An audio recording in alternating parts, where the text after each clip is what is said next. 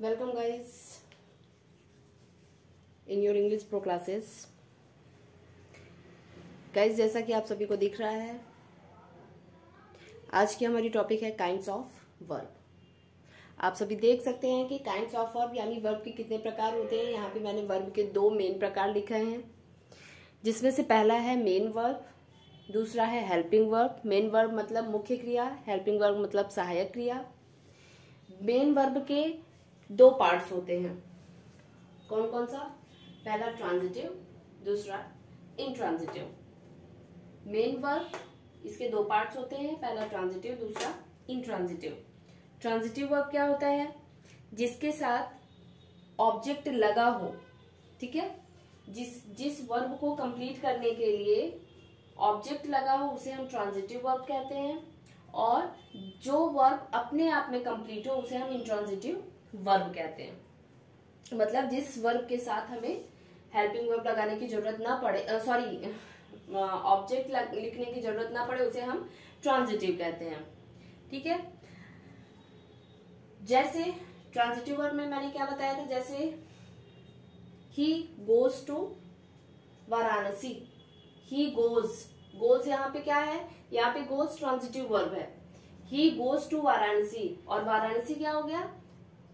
Object हो गया, ठीक है। इंट्रांजिटिव वर्ब जैसे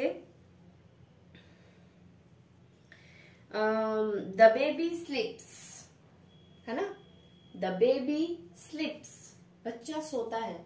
अब आप देख सकते हो कि द बेबी स्लिप्स में हमने कोई भी ऑब्जेक्ट नहीं लगाया है, इसलिए इंट्रांजिटिव वर्ब हो गया, ठीक है। ट्रांजिटिव वर्ब मतलब ऑब्जेक्ट के साथ, और इंट्रांजिटिव वर्ब मतलब बिना ऑब्जेक्ट के। दूसरी चीज आती है ऑब्जेक्ट। कैसे आप पहचानते हो? मैंने प्रीवियस क्लास में भी आपको बताया है। अगर आपको ऑब्जेक्ट पता करना है, ठीक है, जैसे देख लेते हैं।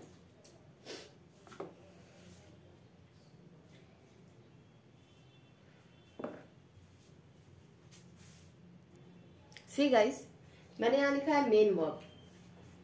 मेन वर्ब क्या होता है? सबसे पहले ये समझ लीजिए मेन वर्ब किसे कहते हैं। मेन वर्ब की हिंदी होती है मुख्य क्रिया। अब मुख्य क्रिया किसे कहते हैं? देखिए, जब हमको सीधे सीधे आंसर मिले किस क्वेश्चन का, जैसे व्हाट आर यू डूइंग, आप क्या कर रहे हो, आप क्या कर रहे हो, इस क्वेश्चन का जब हमको सीधा सीधा आंसर किसी एक वर्ड में मिल जाता है, उसे हम मेन वर्ब कहते हैं। जैसे what are you doing, I am sitting ना, I am writing, I am reading, I am sleeping, I am laughing, I am crying. तो ये सारे वर्ड्स जिसमें हमने आईएनजी फॉर्म लगाया है अभी, जैसे sleeping, writing, reading, crying, laughing, ठीक है। ये सारे वर्ड्स क्या है? ये सारे मेन वर्ब हैं। मेन वर्ब भी दो प्रकार के होते हैं। इसमें एक होता है ट्रांजिटिव और दूसरा होता है इंट्रांजिटिव। सी स्टूडेंट्स, मेन वर्ब का पहला जो पार्ट होता है उसे हम ट्रांजिटिव वर्ब कहते हैं। ट्रांजिटिव वर्ब क्या होता है? ट्रांजिटिव वर्ब में एक ऑब्जेक्ट होता है जिसपे पूरा एक्शन डिपेंड करता है, ठीक है।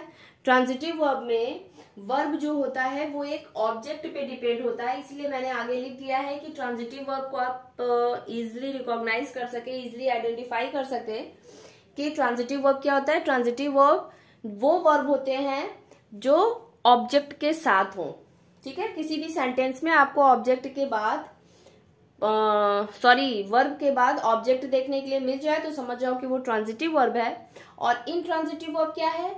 जिसमें आपको ऑब्जेक्ट की जरूरत न पड़े, जो अपने आप में ही कंप्लीट हो। Let's see examples. See guys, आप इसमें देख सकते हो मैंने एग्जांपल लिखा है, father is cooking dinner today. Father is cooking dinner today. Okay, what is verb in this? In this sentence, cooking is verb, ना, cooking is main verb. Main verb क्या है? Father is cooking, खाना father क्या कर रहे हैं? What is father doing? तो father is cooking, ना, father is cooking. Father क्या कर रहे हैं? कुक कर रहे हैं, बना रहे हैं, पका रहे हैं। क्या पका रहे हैं? Dinner. This is object, okay. Cooking is verb and dinner is object, so this is transitive verb. ठीक है, मतलब वो सेंटेंस जिसमें हमको वर्ब के साथ ऑब्जेक्ट भी मिले उसे हम ट्रांजिटिव वर्ब कहते हैं। Now see second examples. See guys, यहाँ पे मैंने एक एग्जांपल लिखा है, the man died early. What did the man do? The man died. ठीक है, आदमी मर गया। कब मर गया? अर्ली मर गया। Then early is not object. ठीक है, अर्ली ऑब्जेक्ट नहीं होगा, क्योंकि मैंने आपसे बताया था ना ऑब्जेक्ट क्या होता है। ऑब्जेक्ट या तो नाउन होगा और या फिर प्रोनाउन होगा। ठीक है, तो यहाँ पे डाइड क्या है? डाइड वर्ब है, लेकिन इस डाइड के लिए हमें कोई भी ऑब्जेक्ट की जरूरत नहीं पड़ी, इसलिए ये इंट्रांजिटिव वर्ब है। ठीक है, ये अर्ली जो आपको यहाँ दिख रहा है ये एड वर्ब है, क्योंकि ये डाइड को मॉडिफाई कर रहा है। ठीक है, अभी हम लोग जब एडवर्ब वाले टॉपिक पे चलेंगे तब आपको मैं ये अर्ली, बिफोर, इन सब चीजों के बारे में बताऊंगी। ठीक है, अभी क्या है, अभी देखो ट्रांजिटिव वर्ब किसे कहते हैं? ट्रांजिटिव वर्ब वो वर्ब होते हैं जिनके साथ ऑब्जेक्ट भी लगा होता है। इनट्रांजिटिव वर्ब वो वर्ब होते हैं जिनके साथ हमें किसी भी ऑब्जेक्ट की जरूरत नहीं पड़ती है। मैंने आप लोग को बताया था ऑब्जेक्ट भी कितने तरह के होते हैं। ऑब्जेक्ट भी दो तरह के होते हैं। कौन कौन से ऑब्जेक्ट होते हैं? Direct object and indirect object. ठीक है, डायरेक्ट ऑब्जेक्ट को कैसे हम फाइंड आउट करते हैं? डायरेक्ट ऑब्जेक्ट को हम व्हाट से क्वेश्चन करके फाइंड आउट करते हैं, और इनडायरेक्ट ऑब्जेक्ट को whom से क्वेश्चन करके फाइंड आउट करते हैं। जैसे father is cooking what? Father is cooking dinner, so dinner is direct object. ठीक है, और यहाँ पे मैंने कोई भी ऐसा एग्जाम्पल नहीं लिखा है जिसमें आपको मैं इनडायरेक्ट ऑब्जेक्ट का एग्जाम्पल दे सकूं। हाँ, इनडायरेक्ट ऑब्जेक्ट के एग्जाम्पल्स वही होंगे जिससे हम whom से क्वेश्चन पूछने पे जो हमको आंसर मिल जाए। जैसे the president awarded him a gold medal ना, तो द प्रेसिडेंट अवार्डेड whom, तो हिम क्या है? प्रोनाउन है, और वो प्रोनाउन के अलावा और क्या है? प्रोनाउन के अलावा वो ऑब्जेक्ट भी है। ठीक है, और अवार्डेड क्या हो गया? अवार्डेड वर्ब हो गया। ठीक है, द प्राइम मिनिस्टर, सॉरी क्या,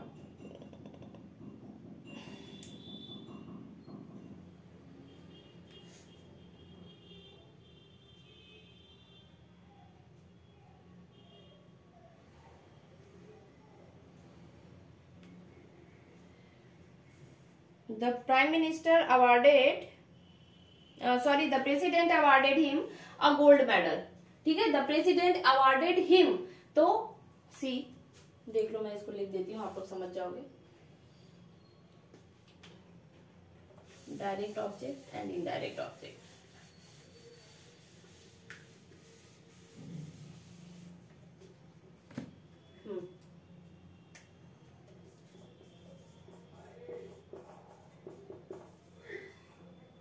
The president awarded him, see students, the president awarded him a gold medal। The president awarded him a gold medal। अब मैंने क्या बोला है कि अगर हमको डायरेक्ट ऑब्जेक्ट फाइंड आउट करना है तो हम व्हाट से क्वेश्चन पूछेंगे, और व्हाट से क्वेश्चन किसमें पूछेंगे? वर्ब से। वर्ब को लेकर के हम व्हाट से क्वेश्चन पूछेंगे, और इनडायरेक्ट ऑब्जेक्ट के लिए हम whom से क्वेश्चन पूछेंगे। तो सबसे पहले the president awarded him a gold medal. The president awarded what? तो a gold medal. The president awarded what? A gold medal. So gold medal is direct object. इससे मतलब नहीं होता है कि वर्ब के पास में कौन सा ऑब्जेक्ट है। ठीक है, वर्ब के पास डायरेक्ट ऑब्जेक्ट भी हो सकता है, इनडायरेक्ट ऑब्जेक्ट भी हो सकता है, उससे मतलब नहीं है। ठीक है, तो डायरेक्ट ऑब्जेक्ट क्या होता है? हमको व्हाट से क्वेश्चन करने को मिलता है, and the president awarded whom, तो हिम, तो this is indirect object. Okay, object में भी नाउन और प्रोनाउन। ठीक है, ऑब्जेक्ट नाउन या प्रोनाउन कुछ भी हो सकता है, ये मत सोच लीजिएगा कि सिर्फ नाउन ही होता है, नहीं, ऑब्जेक्ट नाउन या फिर प्रोनाउन कुछ भी हो सकता है, ठीक है। अब हम बात करते हैं हेल्पिंग वर्ब। हेल्पिंग वर्ब क्या होता है? ओके, सी गाइस, हमारा सेकंड काइंड्स ऑफ वर्ब होता है हेल्पिंग वर्ब। हेल्पिंग वर्ब क्या होता है? हेल्पिंग वर्ब एक वर्ब होता है जो हेल्प करता है, जैसा कि लिखा हुआ है, आप लोगों को देख के तो समझ ही सकते हो। हेल्पिंग वर्ब तो मतलब ऐसा वर्ब जो हेल्प करे, लेकिन किसकी हेल्प करे? जो मेन वर्ब की हेल्प करे, उस वर्ड को हम हेल्पिंग वर्ब कहते हैं, ठीक है। हेल्पिंग वर्ब ऐसा वर्ब होता है जो मेन वर्ब की हेल्प करता है। जैसे एग्जांपल्स हम लोग देख लेते हैं। See, Rohan was calling his friend for a picnic, ठीक है। तो व्हाट इज रोहन डूइंग, या what was Rohan doing? What was Rohan doing? Calling. तो we know that this is main verb, है ना। मैंने बोला था ना कि जब हमको एग्जैक्ट कोई वर्ड में, एक वर्ड में कोई इस क्वेश्चन का आंसर दे दे कि व्हाट आर यू डूइंग या व्हाट वाज ही डूइंग, अगर इसका आंसर हमको एक वर्ड में मिल जाए तो हमको समझ जाना चाहिए कि वो क्या है, मेन वर्ब है। अब जैसे यहाँ मैंने पूछ दिया कि व्हाट वाज रोहन डूइंग, तो रोहन वाज कॉलिंग, ठीक है। कोई कॉलिंग क्या हो गया? कॉलिंग इज मेन वर्ब, ठीक है। अब देखिए, अब मेन वर्ब जब कॉलिंग हो गया है तो इसमें हेल्पिंग वर्ब क्या है? हेल्पिंग वर्ब इसमें है वॉज। क्यों वॉज है? क्योंकि अगर हमने वॉज को गायब कर दिया, ध्यान दीजिएगा, सपोज कर लेते हैं यहाँ वॉज लिखा ही नहीं है, ठीक है। तो Rohan calling his friend for a picnic, this is totally wrong sentence. अब ये सेंटेंस क्या हो गया? पूरी तरह से रॉन्ग हो गया, ठीक है। कॉलिंग है तो कॉलिंग के पहले भी कौन से हेल्पिंग वर्ब लगते हैं, इसका भी कुछ रूल्स होते हैं, ठीक है। इसके भी कुछ रूल्स होते हैं। जैसे यहाँ पे हम या तो इज लगा सकते हैं और या तो वॉज लगा सकते हैं, ठीक है। तो मैंने यहाँ पे वॉज लिखा था, तो वॉज मतलब रोहन कॉल कर रहा था, मतलब रोहन बुला रहा था किसको? हिज फ्रेंड्स को। किस लिए? फॉर अ पिकनिक, ठीक है। समझ में आ गया? हेल्पिंग वर्ब क्या करता है? ये मेन वर्ब की हेल्प करता है, क्योंकि देखिए हर सेंटेंस में जरूरी नहीं है कि हेल्पिंग वर्ब हो, है ना, और हर सेंटेंस में ये भी जरूरी नहीं है कि मेन वर्ब हो, लेकिन हेल्पिंग वर्ब का काम मोस्टली यही होता है कि ये हेल्प करता है किसकी? मेन वर्ब की, ठीक है।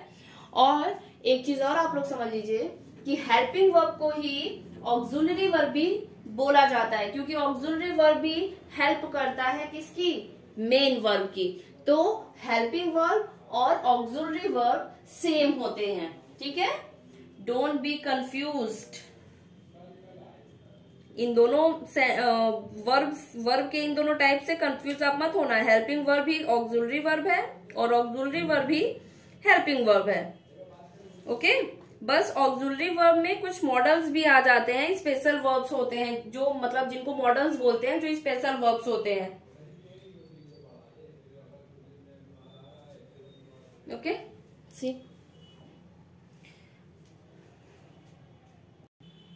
सी गाइस, आप लोग को यहाँ पे दो ग्रुप दिख रहे होंगे, ठीक है।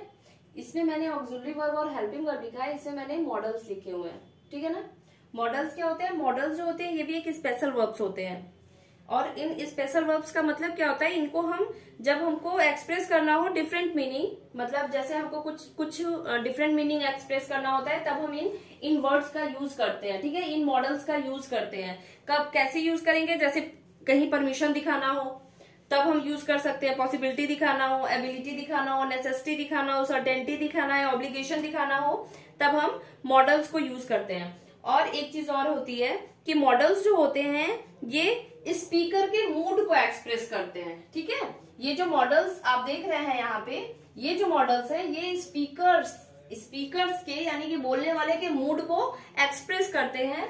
और ये जो आप देख रहे हैं is, am, are, was, were, has, have, do, does, will, shall, ये इन्हीं को हम हेल्पिंग वर्ब या फिर क्या बोलते हैं?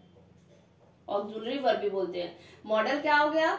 जैसे can, could, may, might, ought to, need, would, should, could, could तो लिखा है, चलो ठीक है, ठीक है। ये सारे वर्ड्स जो होते हैं ये मॉडल्स होते हैं। सी गाइस, मेन वर्ब और हेल्पिंग वर्ब के अलावा हम दो तरह के वर्ब और पढ़ते हैं।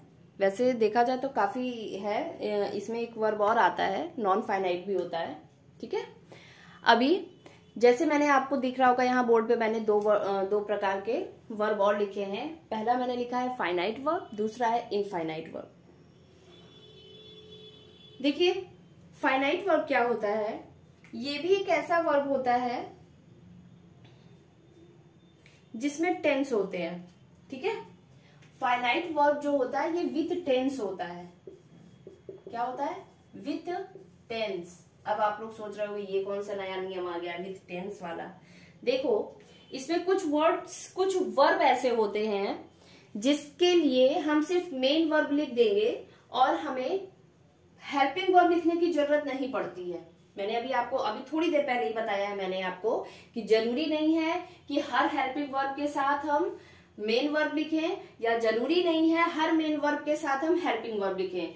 तो उस केस में जब हम without helping verb main verb के साथ ही टेंस को शो कर दे रहे हैं उसे हम फाइनाइट वर्ब कहते हैं। अब जैसे मैंने बोला आपको, यहाँ पे मैं एग्जांपल बता रही हूं आपको, जैसे he plays cricket, okay, he plays cricket, वो क्रिकेट खेलता है। अब आप यहां देख रहे हो ये जो प्लेज वर्ड है इसमें क्या है, प्लेज वर्ड जो है ये टेंस को खुद शो कर रहा है। ही मतलब वह, प्लेज मतलब खेलता है, क्रिकेट मतलब क्रिकेट, ठीक है। वह क्रिकेट खेलता है। हमको कैसे पता चला कि वो क्रिकेट खेलता ही है यहाँ पे, क्योंकि यहाँ पे एस का यूज हुआ है, और ये एस या ई एस जब हम सिंगुलर नाउन यानी कि जब हम सिंगुलर सब्जेक्ट के साथ मेन वर्ब में एस या एस ऐड कर देते हैं तो इसका मतलब है कि ये प्रेजेंट टेंस को शो कर रहा है, ठीक है। एस या एस किसको शो कर रहा है? प्रेजेंट टेंस को शो कर रहा है। तो यहाँ पे क्या हो जाएगा, ही प्लेज क्रिकेट, यानी कि ये जो वर्ब है, ये जो प्लेज वर्ड है, ये मेन वर्ब और हेल्पिंग वर्ब दोनों का काम कर रहा है। इसको किसी दूसरे पे डिपेंड होने की जरूरत नहीं है, इसलिए ये क्या हो गया, ये फिनिट वर्ब है क्योंकि ये टेंस के साथ है, ठीक है। दूसरा इसी में कहा जाता है played, he played cricket, he played cricket, तो प्लेड भी क्या हो गया, प्लेड भी फाइनाइट वर्ब हो गया, ठीक है ना। मतलब वो वर्ब जिसके लिए हमें अलग से कोई कोई हेल्पिंग वर्ब न लगाना पड़े, जो खुद टेंस को अपने आप में शो करता हो, उसे हम फाइनाइट वर्ब्स कहते हैं। जैसे आपका कॉट हो गया, है ना, कॉट सेकंड फॉर्म है ना, कॉट हो गया, प्लेड हो गया, प्लेज हो गया, प्लेड हो गया, कॉट हो गया, कैचेस हो गया, बहुत सारे हैं। खासकर देखो फाइनाइट वर्ब का यूज हम ज्यादातर किसमें करते हैं, फाइनाइट वर्ब का यूज हम ज्यादातर सिंपल पार्ट में करते हैं, किसी भी टेंस के फ्यूचर को छोड़ करके, मतलब प्रेजेंट और पास्ट के सिंपल पार्ट में करते हैं। अब हम यहां बात करते हैं इनफाइनाइट वर्ब की। सी, इनफाइनाइट वर्ब क्या होता है? इनफाइनाइट वर्ब वो वर्ब होते हैं जो किसी भी टेंस में, किसी भी सिचुएशन में अपना फॉर्म चेंज नहीं करते हैं। एक चीज और ध्यान दीजिएगा स्टूडेंट्स, फाइनाइट वर्ब जो होता है, ये फाइनाइट वर्ब क्या होता है, ये लिमिटेड होता है। किसके थ्रू, मतलब किसके लिए ये लिमिटेड होता है, ये this is limited by numbers, ठीक है। ये नंबर्स के लिए, ये नंबर के लिए लिमिटेड होता है। जैसे इट कैन बी सिंगुलर और प्लूरल, ये दोनों हो सकते हैं। जैसे अभी मैंने यहाँ पे लिखा है ही प्लेज क्रिकेट, अगर यहीं पे आई होता तो आई प्ले क्रिकेट, है ना, तब यहाँ पे प्लेस का यूज हम नहीं करते। तो ये क्या होता है, ये लिमिटेड होता है, मतलब इसकी लिमिट होती है कि जब यहाँ पे नंबर, जिस हिसाब से सब्जेक्ट का नंबर रहेगा उस हिसाब से हम फाइनाइट वर्ब को यूज करेंगे।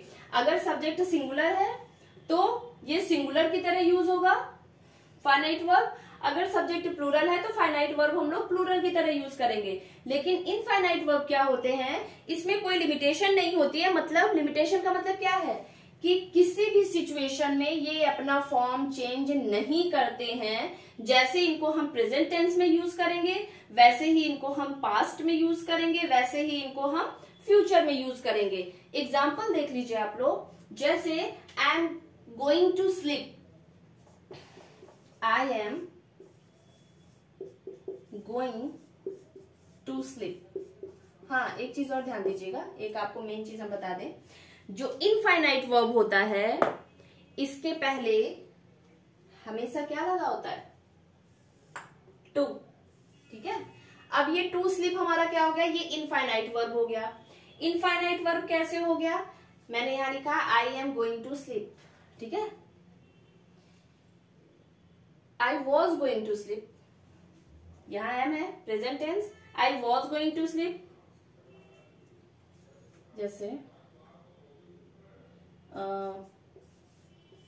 आई वॉज गोइंग टू स्लीप, मैं सोने जा रहा था, है ना। फिर I will be going to sleep, I will be going to sleep, मैं सोने जा रहा हूंगा, है ना। You can see that the infinite verb never change its form in any situation। ठीक है, चाहे यहाँ पे am का यूज हुआ हो, चाहे was का यूज हुआ हो, चाहे will be का यूज हुआ हो, infinite verb अपना फॉर्म चेंज नहीं करता है। आई होप गाइज आज की वीडियो आप लोगों के लिए थोड़ा फ्रूटफुल रही हो, आप लोगों को इंटरेस्ट आया हो। चैनल को तो आप सभी ने सब्सक्राइब कर लिया है, लेकिन वीडियो आप लोग बहुत कम देखते हो, तो प्लीज़ वीडियो देखो,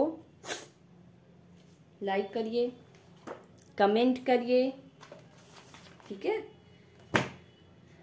और जिनके तक अभी ये चैनल नहीं पहुंचा है, आपको लग रहा है उनके तक पहुंचाना है, आप लोग चैनल उनके तक पहुंचाइए, शेयर भी करिए। अब नेक्स्ट क्लास में नेक्स्ट टॉपिक के साथ मिलते हैं। Good bye.